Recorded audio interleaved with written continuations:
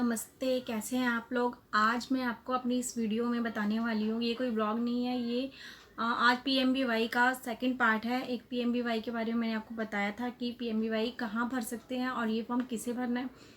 आज मैं ये बताने वाली हूँ कि पीएमबीवाई भरने को लेकर बहुत सारी जो गलतफहमियाँ हैं, जो प्रॉब्लम्स हैं, हम उसके बारे में डिस्कस करेंगे।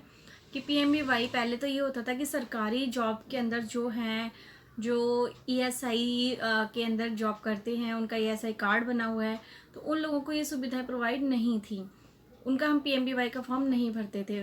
लेकिन अब क्या है, अब ये बाउंडेशन हटा दी गई है। जिस किसी का भी ईएसआई का कार्ड हो तो भी हम उसका पीएमबीवाई का फॉर्म भर सकते हैं और वो इस सुविधा का लाभ उठा सकते हैं।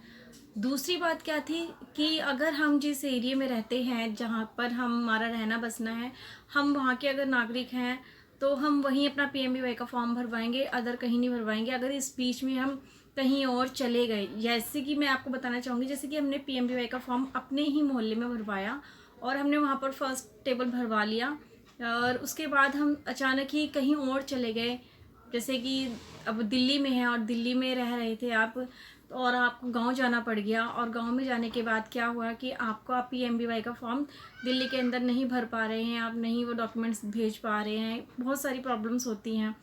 तो इसके बाद क्या होता है, वो वहीं की वहीं वो प्रोसेस वहीं रुक जाता है और लाभार्थी को पूरा लाभ नहीं मिल पाता है।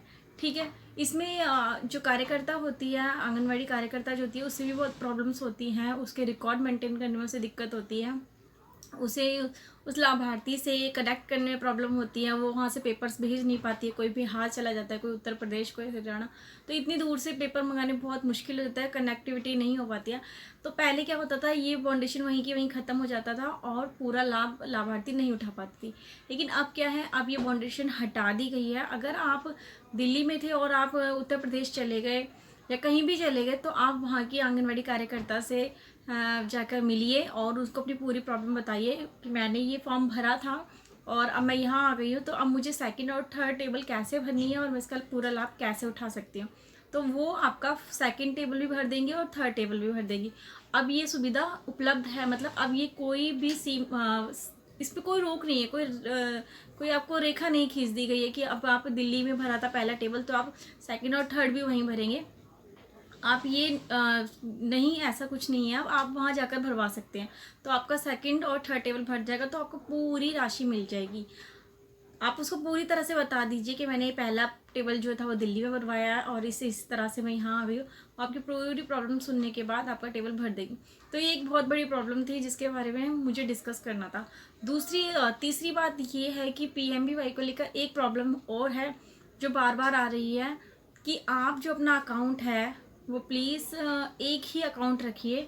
अगर आपका पहला कोई और अकाउंट है तो उसे जाकर पूरी तरह से बंद करवाइए, क्योंकि क्या हो रहा है, जो पीएमबीवाई के जो पैसे होते हैं वो आधार बेस पर आते हैं। तो क्या होता है, आधार बेस से क्या होता है, जो आपका खाता है वो जिसमें आधार नंबर से सबसे पहले लिंक हो चुका होता है, तो उसी के अकॉर्डिंग आपके उस दूसरे खाते में चला जाता है, ना कि उसमें जो आपने फोटो स्टेट दी थी, जिस अकाउंट की डिटेल दी थी आपने, उसमें नहीं जाता।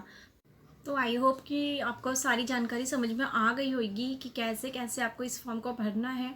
और अगर आपको ये सारी जानकारियाँ अच्छी लग रही हैं, आपको लग रहा है कि हाँ ये आपके काम की है, तो प्लीज़ मुझे कमेंट बॉक्स में बताइए। अगर कोई और प्रॉब्लम है जो आपको समझ में नहीं आई है तो वो भी मुझे बताइए, शेयर कीजिए, सब्सक्राइब कीजिए। कुछ ब्लॉग्स भी होते हैं मेरे, वो भी देखिए और मुझे उसमें भी बताइए कि आपको कैसा लग रहा है। लाइक करिए, कमेंट करिए प्लीज़, जैसा भी आपको मुझे